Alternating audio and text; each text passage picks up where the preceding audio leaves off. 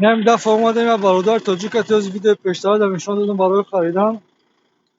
150 406 نگاه کنید یا ای پیش ما کم کنم نرخش با حسابی تاجیکی بگیریم میدونید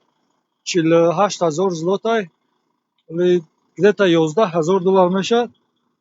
نرخش پرینسیپ نداره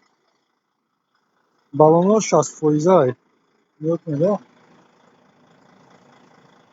از دروش میگیرم میبینیم سالش 2007 اسمش چیش بیاد بلندای کابینش کمتر او چرمه چکیده خیلی بلند شکوفر دوره و با خیره ساز میکنی درون شدیم دودنامه شو تکر نه بسم الله کنکوش اگه چیش کار میکنه گرم کنه کش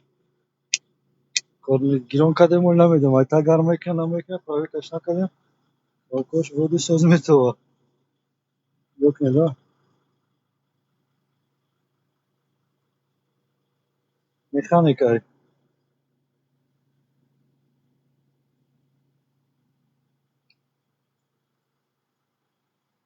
سپرسیدم چیش کار نمیکنه میگه تخوگرافش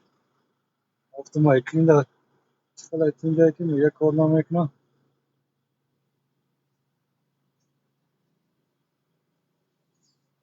خلاقی نگذاره جدا ایش پروسته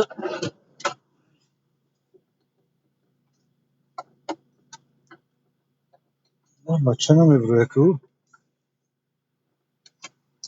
یک knopkaش ویران های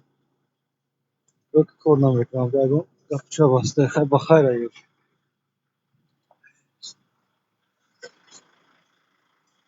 یک نکته پوشم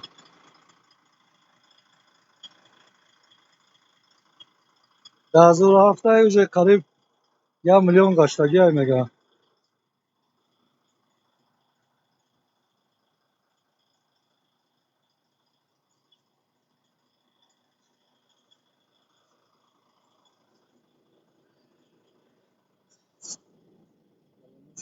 شخصیتی که است دیسپوش رنگ زدگی برای بود خوزاق شروع تو